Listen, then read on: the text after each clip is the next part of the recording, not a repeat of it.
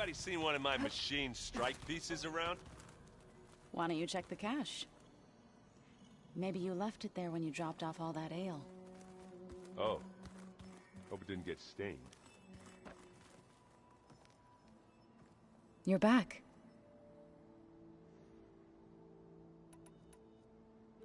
Now that you have those control cores, are you ready to reboot the land gods in Plainsong? Not yet. Gaia told me the reboot code has to be altered using data from the cores. She updated my focus with software to accomplish this task, but apparently it's very complicated. It'll take time.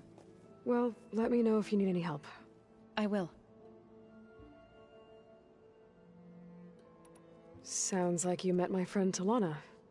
Yes. The Karja Huntress.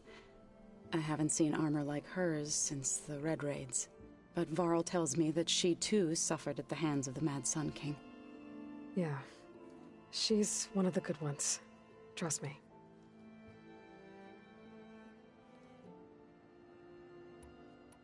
You've spoken with Kotallo? A few words. Tenakth don't have much use for us outsiders.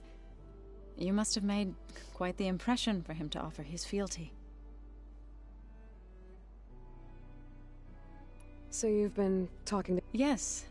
She was kind enough to take me through some of the history of the Old Ones, including their demise and the heroic actions of her creator, Elizabeth Sobek.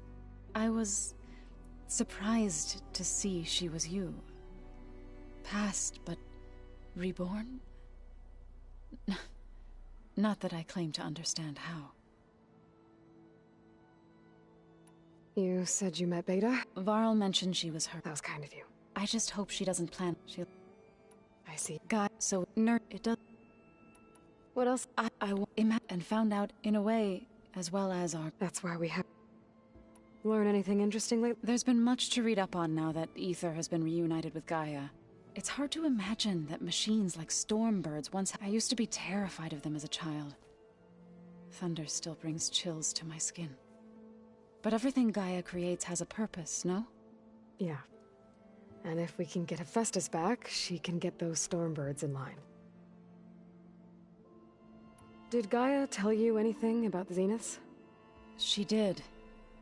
Though it wasn't to think that there are places among the stars where life can bloom as it does here. It is humbling, to say the least, and heartbreaking, that such life should be bent on destroying ours.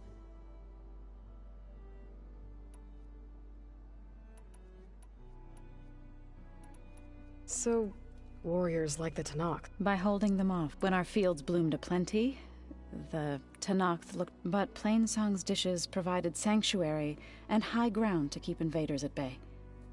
In the end, even the Tenakth saw sense in a truce. The Utaru promised to provide the Tenakth with food from our crops every year. In exchange, the Tenakth would relinquish one of their own, a veteran, to train the Utaru in combat. This custom was abandoned a few years after the derangement. But some veterans still remain in the plains. I believe I've met them already. I've been meaning to ask, what's the deal with you and the chorus? You didn't seem to be on the best of terms. That's what happens when you're the one Utaru who insists on publicly defying them. Twice. When the Karja invaded the Utaru plains, they did more than just attack our villages. They burned our fields, took our people as slaves, and murdered those who were too weak to make the trip back to Meridian. To be sacrificed in the Sun Ring. I was helping the healers back then, as waves of refugees swarmed into Plainsong. The chorus was divided in how to face the invaders. Some saw sense in raising arms. Others believed the dishes would keep us safe, as they had many times before. And while they bickered, I buried the seeds of the fallen. It couldn't have been easy. Seeing your people suffer while the Karja invaded your lands. I come from a small village near Plainsong. My grandmother used to say there was no seed that wouldn't grow there. I moved to the dishes when I decided to apprentice as a healer. When the Red Raids began, I thought about going back, but the injured kept pouring into Plainsong, day after day. So I kept putting it off. One day, I woke up to hear a Carja raiding party had ransacked my village during the night. I rushed there with the healers to help the survivors, but there weren't any left. The smell of burning flesh haunts me to this day. I'm sorry, Zoe. I made it a point to appear before the chorus as soon as we returned, to demand that we take a stand against the invaders. I was denied. So I left to fight on my own. You said you set out to fight the Carja alone? I did.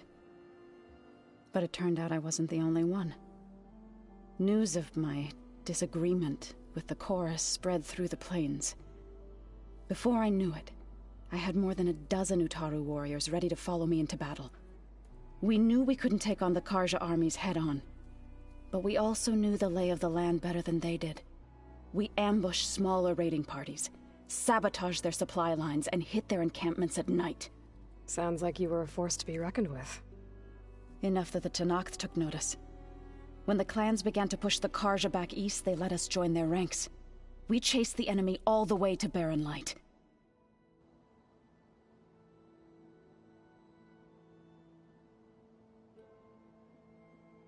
You said you were at Barren Light when the Tenakth defeated the Carja?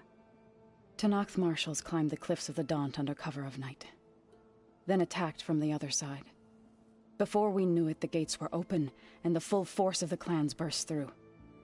What happened next was not something I like to remember. When all the dust and blood settled, I smelled it again. The stench of burnt flesh.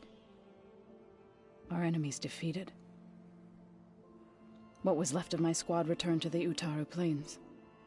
I went back to Plainsong. But even as the harvest passed, it didn't feel like I'd truly returned at all. Is that when you became a grave singer? I thought soothing the suffering of others would somehow appease my own. Then you came along and gave me a choice.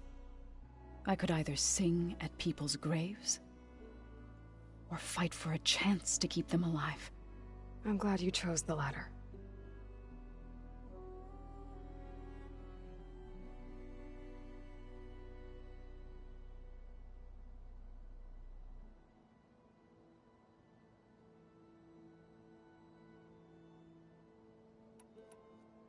I'd better head out. I wish you well.